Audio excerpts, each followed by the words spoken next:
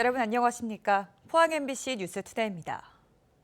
8월에도 계속해서 열대야가 이어지고 있습니다. 낮에는 35도를 넘나드는 강력한 폭염이 기승을 부리겠는데요. 자세한 날씨 유하경 기상캐스터가 전해드립니다. 달력이 한 장 넘어갔지만 폭염은 계속됩니다. 오늘도 대구와 경북 전 지역에는 여전히 폭염 경보가 이어지고 있는데요. 어제 경북 동해안을 중심으로 37도, 그 외 대부분 지역에서는 36도를 기록한 곳이 많았습니다. 열기는 밤에도 식지 못해 그대로 열대야로 나타나고 있는데요. 현재 대구의 아침 기온은 28도, 안동 25도, 포항도 28도 가리키고 있습니다. 8월의 첫날인 오늘도 35도를 넘나드는 폭염이 기승을 부릴 전망입니다.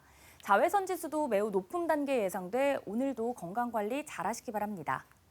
폭염과 열대야가 벌써 2주째 기승입니다. 오늘도 매우 무덥겠는데요. 오늘 대구와 김천의 낮 기온은 36도까지 오르겠고요. 안동 34도, 경주도 37도까지 오르겠습니다. 요즘 기온도 높지만 강한 햇볕과 습도까지 더해져 푹푹 찌는 날씨가 계속되고 있습니다. 체감온도도 35도 내외로 올라 극심한 더위에 지쳐만 가는데요. 아쉽지만 당분간 열대야와 폭염의 폭주는 꺾이지 않을 전망입니다. 내일과 모레는 소나기 소식이 있겠고요. 다음 주까지도 계속해서 푹푹 찌는 폭염과 열대야가 이어질 전망입니다. 날씨였습니다. 경주시의회가 9대 하반기 의회 출범 이후 현장 방문을 강화하고 있습니다. 현장을 직접 보고 개선책을 마련하기 위해서인데요. 의원들은 스마트 미디어 센터와 청년센터 등을 방문해 운영 현황을 점검하고 운영 방식 개선과 예산 지원 확대 등을 검토하기로 했습니다. 임재국 기자가 보도합니다. 지난 2016년 차세대 미디어 산업의 핵심 기지로 조성한 경주 스마트 미디어 센터입니다. 실감 영상 등 다양한 콘텐츠 개발에 나서고 있지만 인력과 예산이 부족해 어려움을 겪고 있습니다. 의원들은 센터 내 각종 시설들을 점검했고 센터 측이 요구하고 있는 인력과 예산 지원 확대에 대해 긍정적으로 검토하기로 했습니다. 경주시 스마트 미디어 센터의 효율적인 운영과 경쟁력 강화를 위한 다양한 콘텐츠 개발과 프로그램의 지속적인 업데이트를 위해 인력 운영의 효율성 제고를 주문하였습니다. 지난 2021년 경주 구도심에 자리 잡은 경주 청년센터. 청년 취업과 창업, 지원과 소통 역할을 담당하고 있고 실제로 창업이 이어지면서 구도심 활성화에도 도움을 주고 있습니다. 의원들은 청년센터를 현장 점검하고 본 예산과 추경 예산으로 나눠진 경주시 예산 지원 방식을 개선해야 한다고 지적했습니다. 청년들이 경주에 안전히 정착할 수 있도록 경주시와 센터가 청년들의 소통 창구로서 적극적인 역할을 수행해 달라는 당부도 드렸습니다. 이에 앞서 경주시의회는 시민 체감도가 높은 보건소와 경주 하늘마루 시설관리공단을 잇따라 방문해 철저한 시설 운영을 주문했습니다. MBC 뉴스 임재욱입니다. 개혁신당 소속 김성조 포항시 의원은 어제 제317회 임시회 5분 발언을 통해 야당 소속 의원들의 참여 보장을 위한 포항시의회 교섭단체 구성과 운영에 관한 조례 제정을 요구했습니다. 김 의원은 절대 다수를 차지하고 있는 국민의힘 소속 의원들이 자기들끼리 모여 사전에 경선을 하고 의장단과 상임위원장을 선출하는 바람에 협치가 실종됐다며 화합과 소통을 통해 포항시의회를 운영하기 위해서는 조례 제정이 필요하다고 주장했습니다.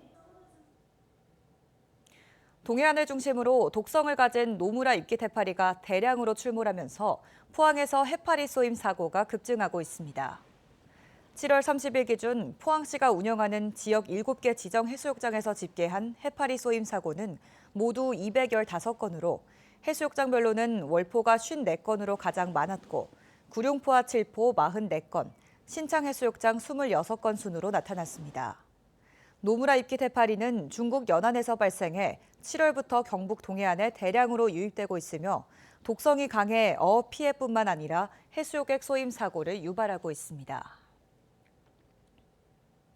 소아청소년을 중심으로 백일해와 수족구병이 크게 유행하고 있어 경상북도가 감시 체계를 강화하기로 했습니다.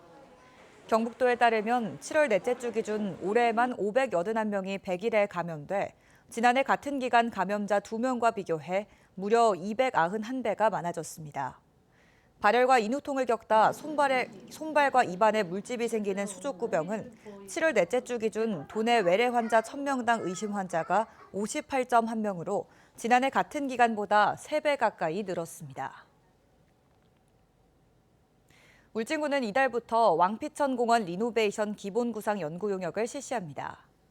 이번 용역을 통해 2005년 조성 이후 20년 만에 생태경관과 조화를 이루는 랜드마크를 새롭게 건설하고 관광 특화 시설과 편의 시설을 확충할 예정입니다.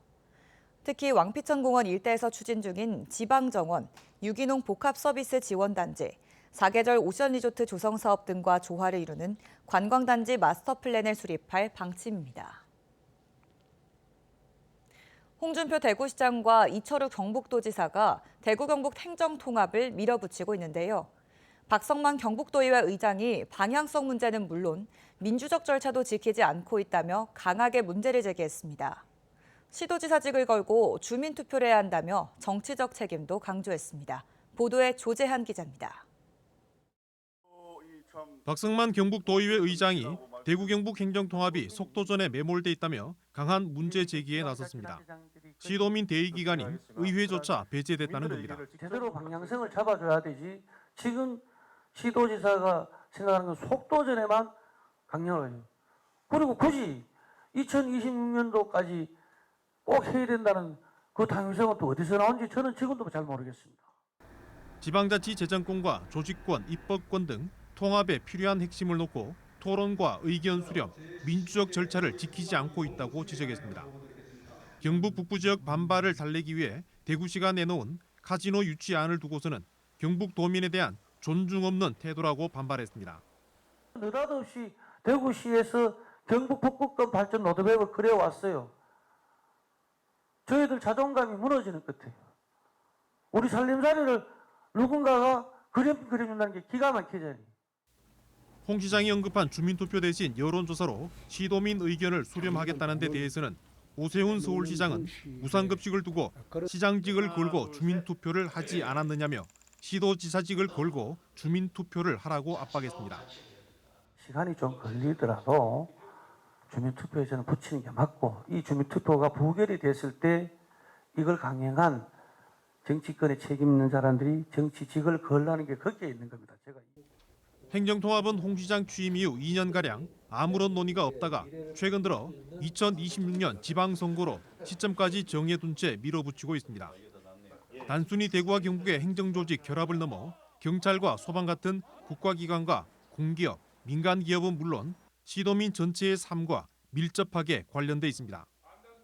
행정통합으로 시도민에게 어떤 영향이 있을지 제대로 된 설명이 한 번 없이 진행되는 속도전에 반발과 함께 제동이 걸리고 있습니다. MBC 뉴스 조재환입니다. 전국 농민의 충연맹은 산지쌀 값이 정부가 약속한 20만 원은커녕 18만 원 선도 무너졌다며 이달 6일 서울에서 대규모 농민 집회를 열기로 했습니다. 전농은 윤석열 정권이 양권관리법에 대해 첫 거부권을 행사하며 선제적 수급 조절을 통해 수확기 쌀값 20만 원을 보장하겠다고 약속했지만 지난 25일 기준 산지쌀 값은 80kg에 17만 9,516원으로 떨어지는 등 쌀값 폭락이 가속화하고 있다고 주장했습니다. 경상북도가 1,100억 원을 투입해 추진 중인 저출생과 전쟁 100대 핵심 과제를 점검한 결과 36개 과제에서 진도율이 50%를 넘어서고 있다고 밝혔습니다. 완전 돌봄 분야에서는 전국 최초로 아이 돌봄 서비스의 본인 부담금을 90% 이상 지원하는 등 12개 과제의 진도율 50%를 넘어섰고 행복 출산 분야에서도 구미 차병원의 신생아 집중치료센터를 개소하는 등 11개 과제가 추진되고 있습니다. 포항시는 지난 30일부터 나흘간의 일정으로 영국 코번트리 워릭대학교에서 열리고 있는 EKC 2024에서 단독 홍보관을 운영하며 지역의 첨단과학 인프라를 홍보하고 있습니다.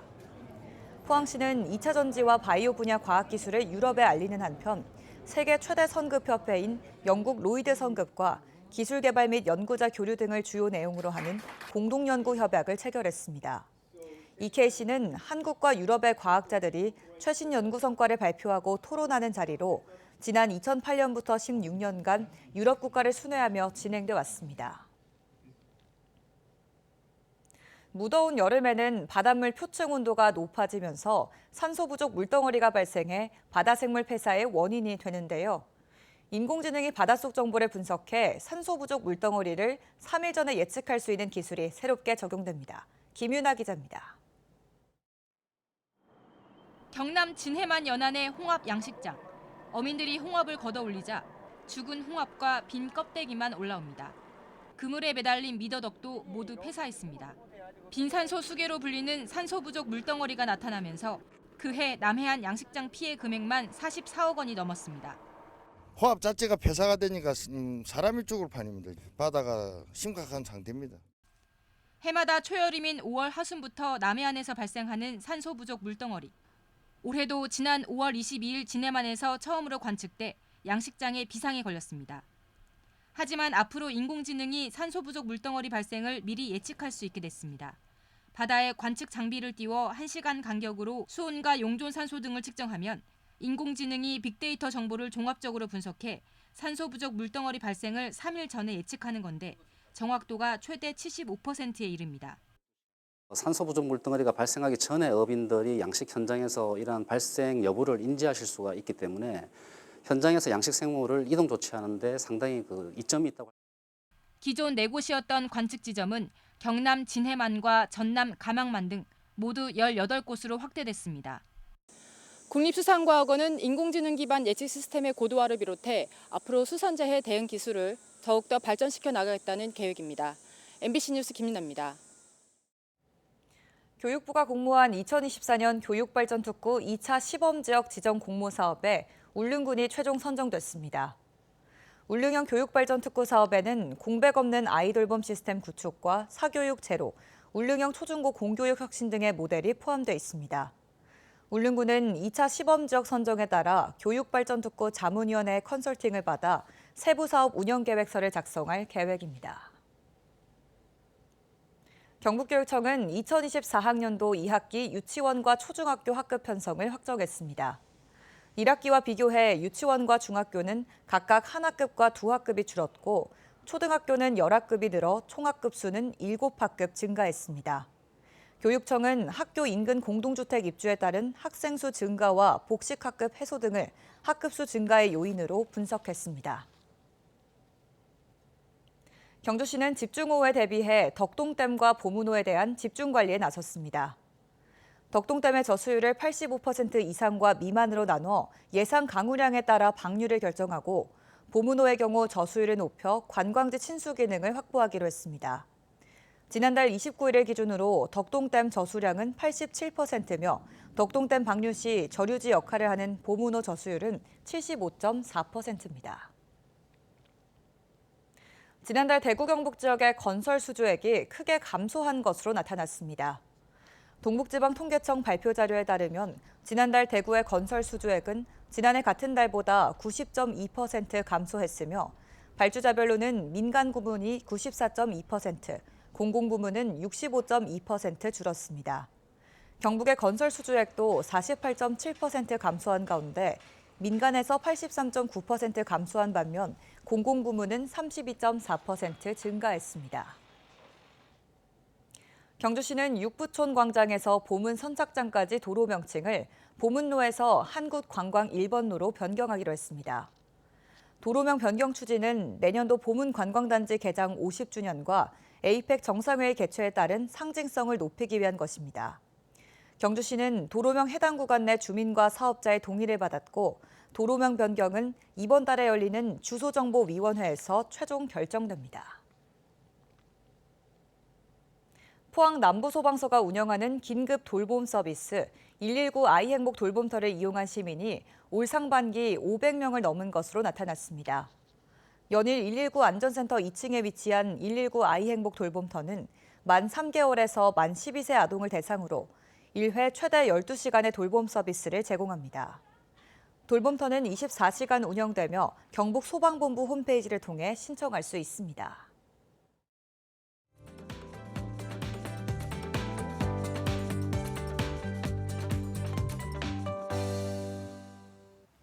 달력이 한 장 넘어갔지만 폭염은 계속됩니다. 오늘도 대구와 경북 전 지역에는 여전히 폭염 경보가 이어지고 있는데요. 어제 경북 동해안을 중심으로 37도, 그 외 대부분 지역에서도 36도를 기록한 곳이 많았습니다. 열기는 밤에도 식지 못해 그대로 열대야로 나타나고 있는데요. 현재 대구의 아침 기온 28도, 안동 25도, 포항도 28도 가리키고 있습니다. 8월의 첫날도 낮에는 35도를 넘나드는 폭염이 기승을 부릴 전망입니다. 자외선 지수도 매우 높은 단계 예상돼 오늘도 건강관리 잘하시기 바랍니다. 폭염과 열대야가 벌써 2주째 기승입니다. 오늘도 매우 무덥겠는데요. 오늘 대구와 김천의 낮 기온은 36도, 안동 34도, 경주도 37도까지 오르겠습니다. 요즘 기온도 높지만 강한 햇볕과 습도까지 더해져 푹푹 찌는 날씨가 계속되고 있는데요. 체감온도도 35도 내외로 올라 극심한 더위에 지쳐만 갑니다. 아쉽지만 당분간 열대야와 폭염의 폭주는 꺾이지 않을 전망입니다. 위성 영상입니다. 오늘 전국적으로 북태평양 고기압의 가장자리에 들겠습니다. 자세한 지역별 날씨 보시면 오늘 우리 지역 가끔 구름만 많겠고요. 오늘도 아침까지 안개가 끼어 있는 곳이 있겠습니다. 미세먼지는 좋음 단계 예상되는데요. 바다의 물결은 0.5m에서 최고 1m로 잔잔하게 일겠습니다. 현재 대구의 기온 28도, 칠곡 26도로 아침부터 덥습니다. 낮에는 대구와 칠곡 모두 36도까지 치솟겠습니다. 안동의 아침 기온 25도, 상주는 26도 가리키고 있습니다. 낮에는 안동과 상주 모두 34도 예상됩니다. 포항의 아침 기온은 28도로 무덥게 시작해서요. 낮에는 35도까지 오르겠습니다. 내일과 모레는 소나기 소식이 있겠고요. 다음 주까지도 열대야와 폭염은 계속해서 이어질 전망입니다. 날씨였습니다. 이상으로 포항 MBC 뉴스투데이를 마칩니다. 시청해주신 여러분 고맙습니다.